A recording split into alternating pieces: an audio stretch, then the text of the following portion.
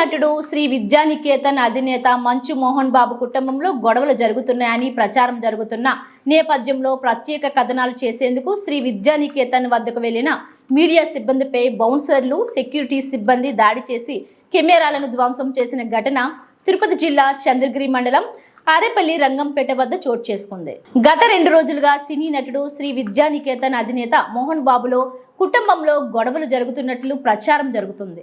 Cine hero Manchu Manoj పై దాడి చేసినట్టుగా సమాచారం. దీనిపై ప్రత్యేక కథనాలు చేసేందుకు తిరుపతి జిల్లా చంద్రగిరి మండలం ఆరేపల్లి రంగంపేట సమీపంలోని శ్రీ విద్యానికేతన్ వద్దకు సుమన్ టీవీ ప్రతినిధులు వెళ్లారు.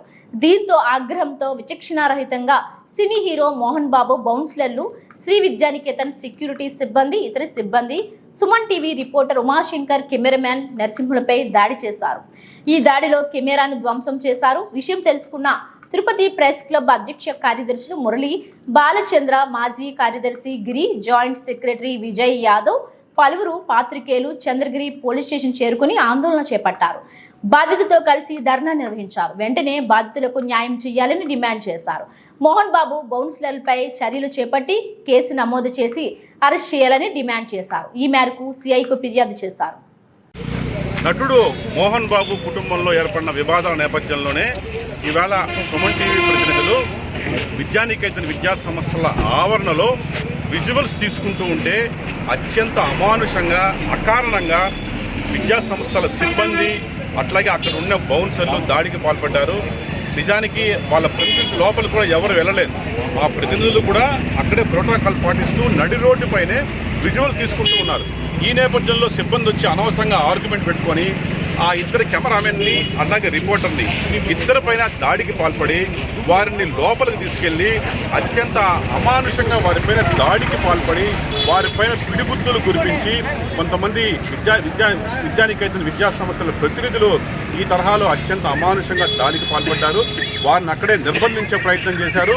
అట్లాగే వారి కెమెరాలు పగలగొట్టారు, మొబైల్లు లాక్కున్నారు. అక్కడి నుంచి మరొక జీప్లో వాళ్ళని ఎక్కించుకొని మరో చోటకు తరలించే ప్రయత్నం చేశారు.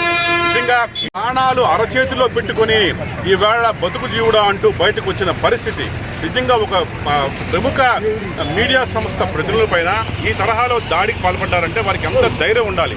దీని వెనక ఎవరున్నారు?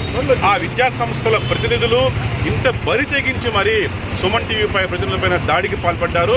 మేము ఈ ఘటనను తిరుపతి ప్రెస్ క్లబ్ చాలా సీరియస్గా ఖండిస్తోంది. ఘటన జరిగిన కొన్ని నిమిషాల వ్యవధిలోనే జిల్లా ఎస్పీ సుబ్రాడ్ గారి దృష్టికి తీసుకెళ్లాము.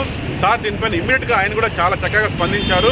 ఇక్కడ మేము చంద్రగిరి పోలీస్ స్టేషన్ మొత్తం మీడియా ప్రతినిధులకు కంప్లైంట్ ఇవ్వడం జరిగింది. ఏం జరిగింది అనేది స్పష్టంగా సిఐ గారికి పోలీసులు చెప్పాం. ఆ మేరకు ఫిర్యాదు కూడా లిఖితపూర్వకంగా ఫిర్యాదు ఇచ్చాం. మాకైతే పోలీసుల మీద పూర్తి స్థాయిలో విశ్వాసం ఉంది. ఎందుకంటే ఇందుకు సంబంధించిన ఆధారాలు మేమే కొన్ని ఇచ్చాం. అక్కడ దగ్గరలో ఉన్న సీసీ ఫుటేజ్ కూడా వారికి లభిస్తుంది. ఎవరు దాడికి పాల్పడ్డారు, ఎలా దాడి చేశారు, ఎలా కిడ్నాప్కి ఎత్తించారు, రకంగా ఇది వారిద్దరిపైన హత్యాయత్నం జరిగింది. పోలీసులు మేము రిక్వెస్ట్ చేస్తున్నాం, దీనిపైన సమగ్రంగా దర్యాప్తు జరిపి సుమన్ టీవీ ప్రజలపై దాడికి పాల్పడిన వ్యక్తుల్ని వెంటనే అదుపులో తీసుకుని వారిపైన హత్యాయత్నం కింద కేసు నమోదు చేయాలని ఇకనైనా ఆయన మాటలకి వాళ్ళ సిబ్బంది చేసిన చేతలకి సరిచూసుకోమని వార్నింగ్ ఇస్తున్నాం. ముఖ్యంగా వాళ్ళు ప్రాణభయంతో పరుగులు తీస్తుంటే కూడా వెంటబడి పుట్టినటువంటి మీ సిబ్బంది అదుపులో పెట్టుకోకపోతే ఖచ్చితంగా మీ కాలేజీని ముట్టడిస్తాం.